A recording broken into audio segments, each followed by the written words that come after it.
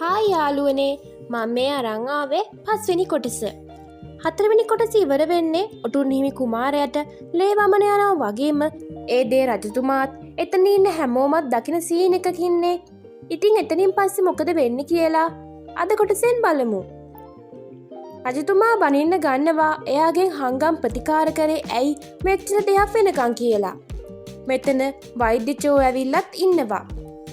රජතුමා දැනගන්නවා මැරිච්ච ඔටුන් හිමි කුමාරයාට තිබ්බ ලෙඩේමයි මේ කුමාරයාට තියෙන්නේ කියලා. මාලිගාවේ අනෙක් රජිනියෝ අතර වගේම සේවකයින් අතර පවා මේ සිද්ධිය පැතිරිලා යනවා. අනෙක් මහ කුමාරවරුනුත් එනවා අයියා බලන්න. ඒ අතරේ කටු චිකිත්සාව කරන්න හදනකොට රජින නවත්තන්න හැදුවත් රජිනව කාමරයේ හිර කරන්න ආයි මෙතනට එන්න බෑ මං හැමදේම ප්‍රතිකාර ගැන බලාගන්නම් කියලා රජතුමා ආන කරනවා. ඒ වගේම කටු චිකිත්සාවත් දිගටම කරගෙන යනවා.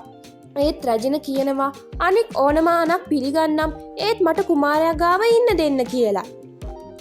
ඒ අතරේ මහ කුමාරවරු ආවත් එයාටත් ඇතුළට යන්න දෙන්නේ නැහැ අයියා බලන්න. එතනට එන දෝවග රජින එයාට එතනින් යන්න කියනවා. අනික් අය එතනින් ගියත් සෝනම් කුමාරයා එතන නැවතිලා අහනවා අයියට කොහොමද කියලාවත් කියන්න කියලා. දෝවගේ රජින කියනවා ඔයා තාමත් වෙනස් වෙලා නෑ ඉස්සර වගේමයි කියලා. එතකොට මතක් වෙනවා සෝනම් කුමරුට ආයෙත් කලින් එපිසෝඩ් එකේ පෙන්නපු විදිහට කුතුහලයෙන් ඉන්න එපා කියලා තර්ජනය කරපු එක. එහෙම කියලා දෝවගේ රජින එතනින් යනවා. රජින පොතක් මේ පිටපත් කරන්නේ රජතුමා දුන්න දඬුවමක් විදිහටයි. ඒකට දින දුන්නත් රජින එක ඉක්මනින්ම ඉවර කරන්න හදනවා කුමාරයා ගාවට යන්න ඕනි නිසා. ඒ අතරේ තේ බිස්සව අඬන්නේ එයා රජන ගාවට වෙලා වැඩ කරපු කාලේ ඔටුන් හිමි කුමාරයා ගොඩක් පොඩි ඒ නිසා එයාට ගොඩක් දුකයි කියලා. කීර්තිමත් නොවන බිසෝවරු එකතු වෙලා මේ ලෙඩේ කලින් මැරුණු ඔටුන් හිමි කුමාරයාට තිබ්බා කියලා දැනගෙන බය වෙනවා. ඒ අතරේ කීර්තිමත් බිසෝවරුත් එකතු වෙලා මේ ගැන කතා කරනවා. රජින ලේ තවරුණු ඇඳුමත් ඇඳගෙන පහවදා උදේ වෙනකම්ම අර පොත පිටපත් කිරීම කරන් යනවා. සේවිකාවන් රෑ නින්ද ගිහිල්ලා උදේ ඇහැරෙනකොට රජින ඔක්කොම ලියලා ඉවර කරලා. රජින රජුගේ සේවකයාට ඒ පිටපත් දීලා අහනවා කොහොමද කියලා කුමාරයාට. ඒත් රජතුමා විස්තර කියන්න එපා කියලා රජිනට. රජින කෑ ගහලා අඬන්න ගන්නකොට කියනවා එයා තාම අවදි වෙලා නැහැ කියලා. රජින මේ සේවකයාට කියනවා කොහෙත්ම කුමාරයාවයි රාජකීය වෛද්‍ය චෝවයි තනි කරන්න එපා කියලා. රජින පිටපත් කරපුව ආයේ ඉරලා මං ආයේ ලියන්නම් කියනවා මේ සේවකයාව ආයේ ගෙන්න ගන්න ඕනේ නිසා කුමාරයාගේ තත්ත්වය දැනගන්න. අනික් මහා කුමාරවරුන්ට අයියා වගේම අම්මා බලන්න දෙන්නෙත් නැහැ. ඒ වගේම රජතුමත් කතා කරන්න කැමති නැහැ. සෝනම් කුමාරයා රජතුමාව හම්බ වෙන්න යන්න හදනකොට උයිසන් කුමරු හම්බෙලා කියනවා මාස භාගයක්වත් එයා ජීවත් වෙයිද දන්නේ නැහැ කියලා. එයාට පස්සේ ඔයාට ඔටුන් හිමි වෙයි කියලා හිතන්න එපා කියලා. ඒකට තරහ යන සෝනම් කුමාරයා කියනවා කටවහගෙන ඉන්න අයියා අසනීපෙන් ඉන්නේ කියලා. ඒ අතරේ හොාං බිසව එයාගේ තාත්තා මහයමති ඔටුන් හිමි කුමාරයාව අයින් කරලා අලුත් කෙනෙක් පත් කරන්න කුමන්ත්‍රණය කරනවා. ඒ වගේම දෝවගේ රජිනත් මේ ඇමතිට කියනවා ලෑස්ති වෙලා ඉන්න මහයමති අපි ගාවට එනකන් කියලා. රජිනගේ නිරනිවස ඉස්සරහා ගින්නක් ඇති කරලා ආරක්ෂකයෝ නොමග යවන සෝනම් කුමාරයා රාත්‍රියේදීම කොහොම හරි අම්මව හම්බ වෙන්න එනවා. එයා අහනවා අයියා කලින් ලේවමනය කළාද? ඒ මන් ගෙනාව බෙහෙත් නිසාද කියලා. රජින කියනවා නෑ ඔයාගේ බෙහෙත් නිසා අයියා හොඳ වුණා. කලින් කවදාවත් ලේවමනය කරලා තිබ්බේ නෑ කියලා. ඒ නිසා කොහොමටවත්ම කවුරුවත් පිටතින් ගෙනාව බෙහෙත් ගැන දැනගන්න බෑ. එහෙම වුණොත් ඔයාට කරදරයක් වෙයි කියලා. එතනින් එන සෝනම් කුමාරයා ඊළඟට එන්නේ ඔටුන් හිමි කුමාරයාට බෙහෙත් කරපු වෛද්‍යවරයා ගාවට. වෛද්‍යවරයා කියනවා ඒ බෙහෙත් වල කිසිම වැරද්දක් තිබ්බේ නෑ කියලා. ඒ වගේ මෙයා කියනවා මගේ කටින් එළියෙන් බෙහෙත් ගෙනාවා කියලා කවදාවත් පිට වෙන්නේ නෑ කියලා. සෝනම් කුමාරයා පිට වෙලා යද්දිම වෙන කවුරු හරි කෙනෙක් ඇවිල්ලා ඒ වෛද්‍යවරයාව අල්ලන් ගිහින් අහනවා ඇයි සෝනම් කුමාරයා ආවේ කියලා ඔයාව හම්බෙන්න. වෛද්‍යවරයා කියනවා මම හොඳින්ද කියලා බලන්න විතරයි ආවේ කියලා. එතකොට වෛද්‍යවරයාගේ බඩට පීයෙන් ඇනලා කවුද මේ දේවල් පස්සේ වුන්නේ කියලා අහනකොට වෛද්‍යවරයා කියනවා රජින කියලා. ඉතින් මේ විදිහට ප්‍රශ්න අහන්නේ දෝවග රජින කියලා අපිට පෙන්නනවා. ඒ අතරේ රජුගේ සේවකයා පිටපත් ගන්න එනකොට කුමාරයා ගැන රජින ඇහුවත් ඒකට උත්තර දෙන්නේ නෑ වගේම ආයෙ පිටපත් කරන්න එපා කියලත් රජතුමා දැනුම් දෙන්න කිව්වා කියලා කියනවා. රජින පපුවට ගහගන්න ගමන් අඬන්න ගන්නවා මට පුතා ගාව ඉන්න ඕනි කියලා. ඊට පස්සේ ආයෙත් පෙන්නනවා වෛද්‍යවරයා කියනවා අපි කුමාරයාව හංගගෙන ප්‍රතිකාර කරා සාමාන්‍ය ක්‍රමයට කියලා. එයාගේ බෙල්ලට පාරක් ගහලා සීය නැති කරනවා. එයා පණ පිටින් තියන්න කියලා දෝවග රජින එතනින් යනවා. හොරෙන්ම ආයෙත් අර ටෝජි කියන වෛද්‍යවරයාව හම්බෙන්න සෝනම් කුමාරයා කියනවා අර බෙහෙත් වට්ටෝරුව දුන්නේ මේ රටේ අනාගත රජුට. ඒත් දැන් එයා ලේවමනය කරනවා. ඒ නිසා බේල් ගන්න විදිහක් තියෙනවා නම් කියන්න කියලා. රජින තවමත් ලේ වැටුණු ඇඳුම ඇඳන් ඉන්න නිසා අලුත් ඇඳුම් වලට මාරු වෙලා රජින කියනවා මාලිගාවේ ඉන්න මගේ මිනිස්සුන්ව පාවිච්චි කරන්න වෙලාව හරි කියලා. රජින කුමාරයා ගාව ඉන්න සේවකයාට මාලිගාවේ ඉන්න එයාගේ සේවිකාවන් අතේ පණිවිඩයක් යවනවා කුමාරයාව රාජකීය වෛද්‍යවරයා එක්ක කවදාවත් තනි කරන්න එපා කියලා. කීවා වගේම මෙතනත් රාජකීය වෛද්‍යවරයා මෙයාට යන්න කිව්වත් සේවකයා බෑ කියනවා. කොහොම හරි රජින රහස් මාර්ගයෙන් එයාගේ මිනිස්සු ලබා ලිපි වගේම කුමාරයාට යොදා ගන්නා බෙහෙත් ಜಾතිවල විස්තර පවා හොයා ගන්නවා. ඒ වගේම ඒවා ගෙනල්ලා පරීක්ෂා කරලත් බලනවා.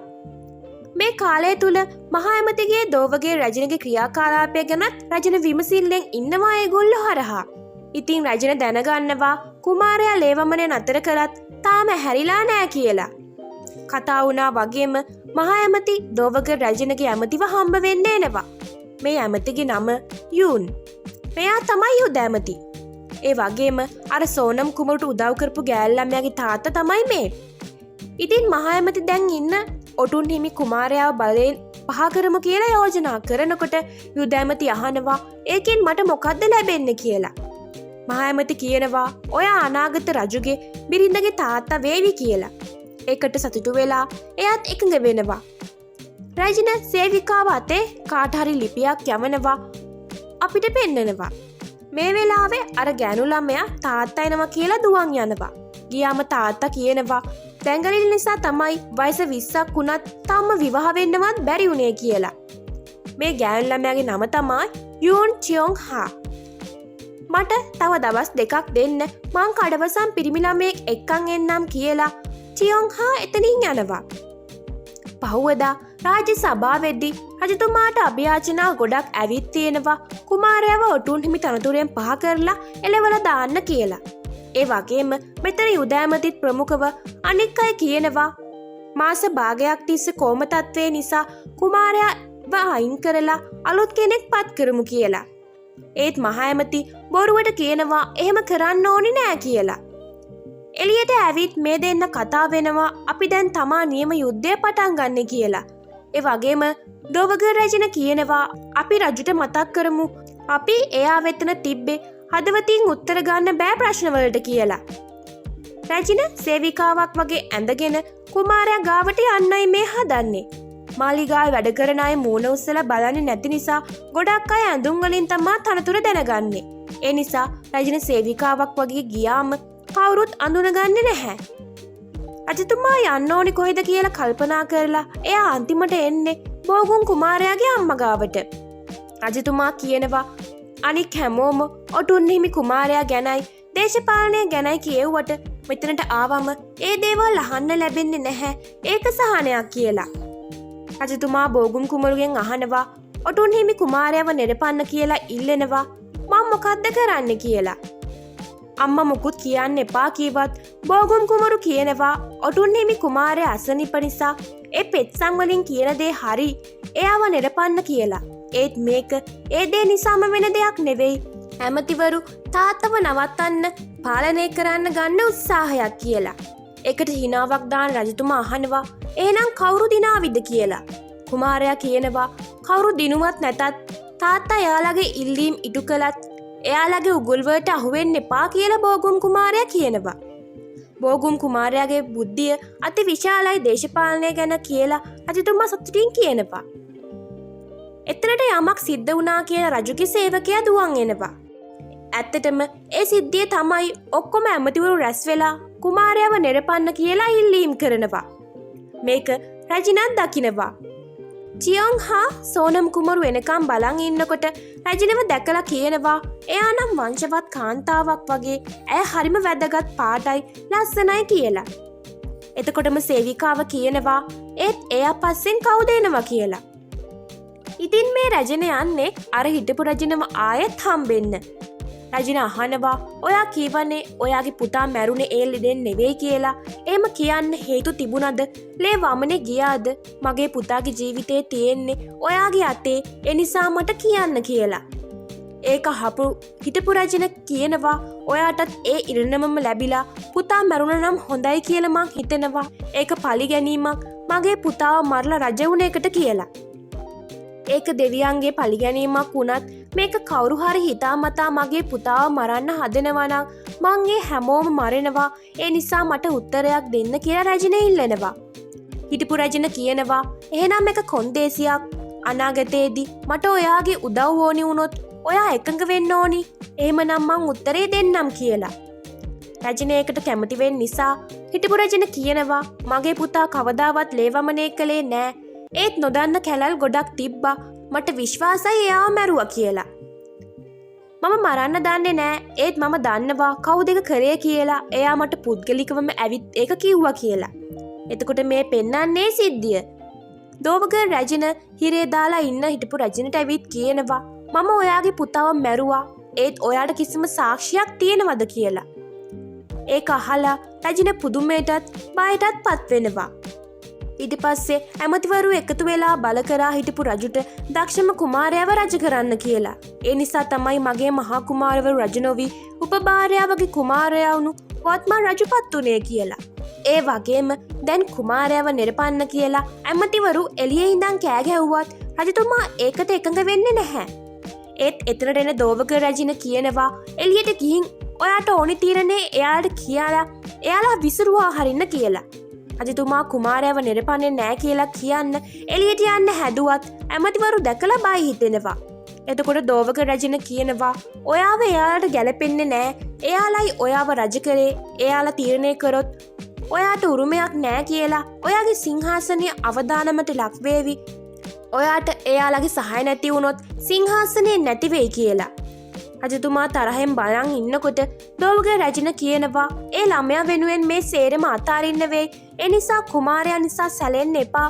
කරදර ඇති කරගන්න එක නවත්තලා එයාලා කියන දේට එකඟ වෙන්න කියලා. බොරුවට උතර දුවන් එන මහා ඇමති අඬන්න ගන්නවා. ඇමතිවරුන් නවත්තන්න බැහැ. එයාලා අධිෂ්ඨානශීලී. ඒ නිසා තීරණයක් ගන්න කියලා. ඒත් එතනට එන රජින කියනවා ඇයි කුමාරයාව නිරපන්න ඕනි? කුමාරයා මොකද්ද කරලා තියෙන වැරද්ද? එයා කොච්චර දක්ෂද කියලා ඔයාලා දන්නවා. මොකද්ද මේකේ අරමුණ කියලා. ඔයාලා කුමාරයා සුව කරගන්න උත්සාහ කරන්නේ නැතුව කල්ලි ගෑයිලා එයාව අයින් කරන්න හදනවා. ඔයාලා හිතන්නේ කුමාරයාව ආරක්ෂා කරන්නද නැත්නම් කුමාරයා මරන්නද කියලාත් රජින අහනවා. එතනට එන මහා ඇමති අහනවා ඔයාව හිර කරලා තියෙද්දි මෙතනට එන්නේ කොහොමද කියලා. මං ඒ නියෝගය අයින් කළා කියලා රජතුමා කියනවා. රජිනියෙක් එකතු වෙලා රජතුමා කියනවා කුමාරයා නිරපා හැරීම ගැන ආයෙ කතා කරන්න එපා කියලා. එහෙම කළොත් රජුගේ අනට අකීකරු වෙලා රාජද්‍රෝහී ක්‍රියාවක් කළා කියලා සලකනවා කියලාත් කියනවා. එහෙම දෝවගර් රජින වගේම මහා ඇමතිගේ සැලැස්ම විනාශ කළත් සේවකයෙක් ඇවිත් රජිනට මොනාහරි කියන නිසා රජින දුවගෙන යනවා. ඒ අතරේ රජිනට මතක් වෙනවා එක දවසක් කුමාරයා ඉල්ලනවා අම්මා ශක්තිමත්ව ඉන්නවා කියලා පොරොන්දු වෙන්න මට සාමයෙන් මැරෙන්න කියලා. ඒ වෙලාවේ රජින එහෙම පොරොන්දු වෙන්න බෑ. ඔයා ඉක්මනට සුව වේවි කියලා කියනවා. ඒත් රජින එතනට එනකොටම ඔටුන් හිමි කුමාරයා කොහොම තත්වයේදීම මැරිලා. රජින හයියෙන් අඬන්න ගන්නවා වගේම රජතුමත් ඒ දිහා බලාගෙන අඬන්න ගන්නවා. කුමාරයා බදා ගන්න රජින කියනවා මම පොරොන්දු වෙනවා ශක්තිමත්ව ඉන්නවා කියලා. ඔටුන් හිමි කුමරියත් අඬන්න ගත්තත් පුතාට ඒ දේවල් තේරෙන්නේ නැහැ. සෝනම් කුමරුගේයි ඔටුන් හිමි කුමාරයාගේ අතීත සිදුවීමක් එක්ක පස්වෙනි කොටස ඉවර වෙනවා. ඉතින් දැන් තමයි කතාවේ යුද්ධය හරියටම පටන් ගත්තේ. ඔටුන් හිමි කුමාරයාගේ මරණයත් එක්ක රජයට ගොඩාක් කුමන්ත්‍රණ වලට මුහුණ දෙන්න වෙනවා. එයාගේ ඉතුරු කුමාරවරු ආරක්ෂා කරන් එයාගේ තනතුණත් ආරක්ෂා කරගන්න. ඉතින් ඒ දේවල් අපි ඉස්සරහ කොටස් වලින් බලමු. දිගට මාත් එක්ක එකතු වෙලා ඉන්න.